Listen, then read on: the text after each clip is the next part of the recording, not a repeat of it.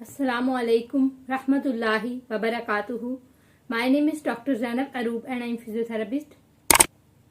आज जो मेरा आपके साथ लेक्चर है वो है सूरतुल यूसुफ की आयत नंबर 21 से लेकर आयत नंबर 29 तक। आज का लेक्चर बहुत ही खूबसूरत है। आज के लेक्चर में हम अल्लाह ताला की तदबीर पढ़ेंगे कि अल्लाह ताला ने हज़रत यूसुफ अलैहिस्सलाम को क्यों उनके बाप से जुदा किया और जुदा करके उनको इतनी आजमाइश से गुजारा। आखिर इसका मकसद क्या था, आगे इनको क्या खुशियां मिलनी थी। और इसके अलावा आज के लेक्चर में हम ये भी पढ़ेंगे कि हज़रत यूसुफ अलैहिस्सलाम का किरदार और उनका ज़मीर कितना मजबूत था और वो कितनी मजबूत किरदार के थे कि उनको कोई भी अपनी तरफ माइल कर ले तो वो कभी माइल नहीं होते थे, क्योंकि वो उनके दिल में अल्लाह का डर था। तो स्टार्ट करते हैं। नहमदहु व नुसल्ली अला रसूलिहिल करीम, अम्मा बाद, फ़अऊज़ु बिल्लाहि मिनश शैतानिर रजीम, बिस्मिल्लाहिर रहमानिर रहीम, रब्बि श्रह ली सदरी व यस्सिर ली अमरी वहलुल उक़दतम मिन लिसानी यफ़क़हू क़ौली, रब्बि ज़िदनी इल्मा, बिस्मिल्लाहिर रहमानिर रहीम। सबसे पहले शुरू करते हैं आयत नंबर 21 में। आयत नंबर 21 में फरमाया जा रहा है कि खरीदा, वो बोला, कौन बोला? इसमें बोला जा रहा है कि हज़रत यूसुफ अलैहिस्सलाम को जिसने खरीदा था वो आदमी बोला। वो हमने पहले पढ़ा था कि पिछले लेक्चर में कि वो लोग जिन्होंने हज़रत यूसुफ अलैहिस्सलाम को वहां से कुएं से निकाला फिर बेचा, वो उनकी वैल्यू नहीं जानते थे, इनकी क्वालिटी नहीं जानते थे, इसलिए उन्होंने इनको बहुत कम कीमत में बेच दिया। लेकिन जो सरदार थे, जो कि अजीज थे, अजीज मिस्र से मुराद यहाँ पे बादशाह मिस्र भी आ सकता है, यहाँ उसके वज़रा को भी अजीज मिस्र कहा जाता है, यहाँ वहाँ के बड़े बड़े लोगों को सबको अजीज कहा जाता था मिस्र में। तो उनमें से एक को हजरत बाद कहते हैं कि माल के खजाने वाले को कहा जाता है। तो इनमें से एक ने खरीदे और उन्होंने कहा कि अपनी बीवी से कहा कि इसको बाइज्जत तरीके से रखो और ये बड़ा होकर या तो हम उनकी औलाद नहीं थी, या तो हमारा बेटा बन जाएगा या हमें ये फायदा देगा। और अल्लाह ताला की तदबीर चेक करें कि कहाँ वो एक मवेशी खानदान, एक कन्नान के इलाके में मवेशी खानदान, और जिसके भाई उसके चलने में नहीं देते थे, जिनके इतने भाई थे कि इनकी कोई वैल्यू भी नहीं थी वहां पे। हजरत यूसुफ अलैहिस्सलाम को वहां से निकाल के एक रईस खानदान में, एक हुक्मरान खानदान में ला के उनकी परवरिश हुई।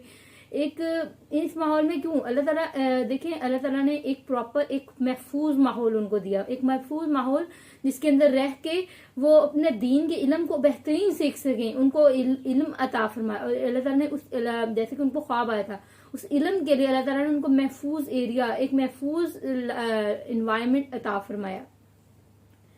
तो अल्लाह ताला की तदबीर को कोई नहीं जान सकता। इंसान कोई और होता तो कहता कि हमारे जैसा कोई होता, वो कहता कि हम कुएं में गिर गए हैं तो अल्लाह ताला ने हमारी दुआ नहीं सुनी, हमने वहां गिरते वक्त बहुत दुआ की थी, अलग हमें ना गिराना, हमें बचा ले, हमें नहीं बचाया गया, तो शिकवे करने लगेगा, अल्लाह माफ करे अल्लाह से। लेकिन ये बिल्कुल गलत बात है और पैगंबर का तो बिल्कुल ऐसा रवैया नहीं होता। और उन्होंने सब्र से काम लिया और अल्लाह ताला ने एक तदबीर दिखाई और एक कहाँ से एक छोटे से इलाके से कितनी बड़ी जगह पे अल्लाह ताला ने उन्हें क्या नाम है उस आजमाइश के बाद इतनी बड़ी आसानी दी। एक हर मुश्किल के बाद आसानी होती है। और ना सिर्फ हज़रत यूसुफ अलैहिस्सलाम ज़हीन थे बल्कि खुदादाद थे। और आगे है कि यूसुफ अलैहिस्सलाम क्या नाम है अल्लाह ताला ने इनको इल्म दिया और अल्लाह ताला गालिब है अपने काम का, मगर अक्सर इल्म नहीं रखते कि अल्लाह ताला अपने इल्म पे गालिब है। लोग इल्म नहीं रखते। अल्लाह ताला अपनी तदबीर बेहतरीन चलने वाला है, क्योंकि अल्लाह ताला क्या है, अल्लाह ताला एक इंसान करीब से पिक्चर देख रहा है वो और है, और एक अंदर दूर से पिक्चर देख रहा है, उसके इर्द गिर्द के व्यू को, पीछे हालात कैसे हैं, वो सब कुछ देख रहा है, वो डिफरेंट होगा ना। तो इसी तरह अल्लाह ताला की जात हमारा माजी, हाल, मुस्तकबिल सब जानती है, इसलिए अल्लाह ताला ने हमारी कोई ना कोई तदबीर करके हमें मुस्तकबिल से बचाना होता है कि ये मुस्तकबिल ना हो जाए। अक्सर हमारे पर बहुत बड़ा हमारे पास क्या नाम है प्रॉब्लम आने वाली होती है, कोई बहुत बड़ी हमारे पर आफत आने वाली होती है, लेकिन छोटी सी आफत से उसे बचा लिया जाता है। ये भी अल्लाह ताला की तदबीर और अल्लाह ताला की रहमत होती है हम पे। तो जिंदगी में कुछ भी होता है वो सीखने के लिए होता है। महरूमियां तो इमाम शाफी और इमाम बुखारी की जिंदगी में भी बहुत थी, और उनकी जिंदगी में सिर्फ एक माँ थी और उन्होंने इतनी इतनी महरूमियां देखी। तो अल्लाह ताला की रहमत से हमें मायूस नहीं होना चाहिए और इनको इल्म इतना अता किया कि अल्लाह ताला की हिकमत अता इतनी की। और फिर आगे आयत नंबर 22 में है कि अल्लाह ताला ने इनको जवानी में हिकमत और दानाई अता फरमा दी। हिकमत और दानाई अता फरमा दी, हिकमत से क्या मुराद है? हिकमत है कि सोच समझ के बात करना, पता हो कहाँ पे क्या बात करनी है, ये बहुत बड़ी हिकमत है। अगर इब्राहिम अलैहिस्सलाम दुआ करते थे कि या खुदा मुझे हिकमत अता फरमा।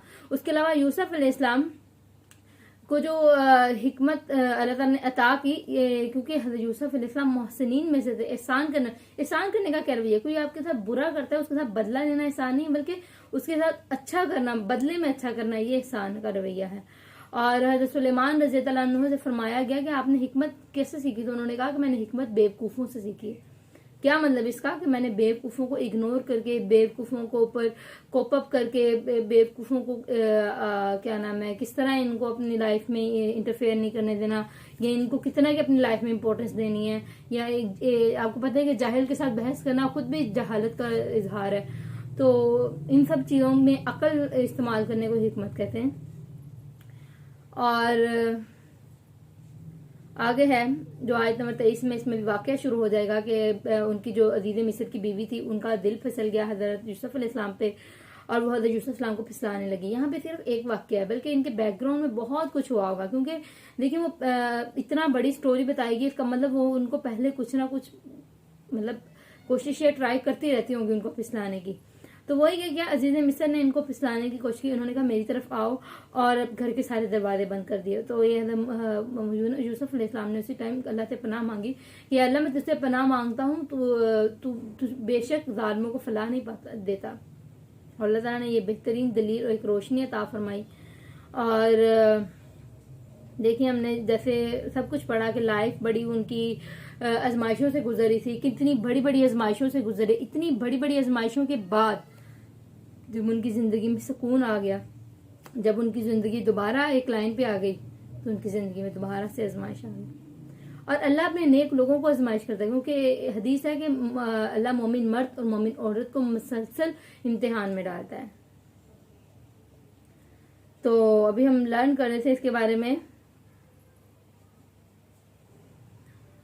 और उसके अलावा हज़रत यूसुफ अलैहिस्सलाम को आजमाइश में डाला गया। और कुछ लोग कुछ रवायात में है कि इसका मतलब ये नहीं है कि रब्बी का मतलब यहाँ पे ये आएगा कि यहाँ पे जैसे मैंने फरमाया कि रब मैं तुमसे पनाह मांगता हूँ, लेकिन कुछ लोग कहते हैं कि रब्बी से मुराद अपने आका को कह रहा है कि मैं मेरे पे आका ने एहसान किया है। लेकिन अगर हम एक पैगंबर के एतबार से पढ़ें तो पैगंबर के एतबार से ये मतलब नहीं बनता, क्योंकि पैगंबर जो हैं वो एक जलील कदर होते हैं, वो अल्लाह ताला की ज़ात से पहले, क्योंकि हमने पहले पढ़ा है कि अल्लाह ताला ने कहा कि बेशक हमने ही इनको ये सब किया था।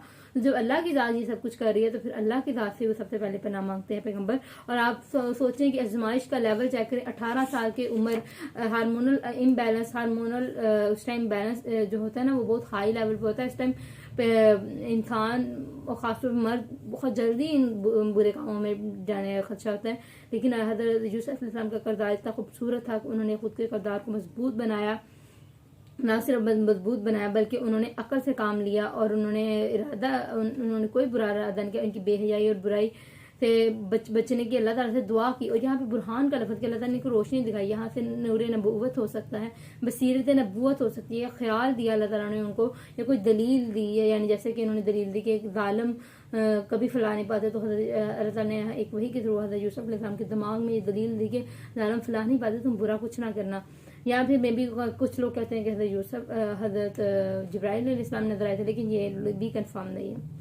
यूसुफ अलैहिस्सलाम ने जुलैखा की शादी की रवायात, ये कुछ लोग हैं कुरान के अलावा, लेकिन कुरान में ये चीज़ें नहीं हैं, और ना ही हमें ये ऑथेंटिक लगता है, क्योंकि हज़रत जुलैखा जो थी एक शादीशुदा होने के बावजूद उन्होंने अपने बेवफाई कर रही थी अपने हस्बैंड से, और एक बच्चे को फुसला रही थी। तो ऐसे मतलब किरदार की मालिक कभी नहीं मतलब एक नबी की बीवी हो सकती। बाकी अल्लाह ताला वल्लाहु आलम।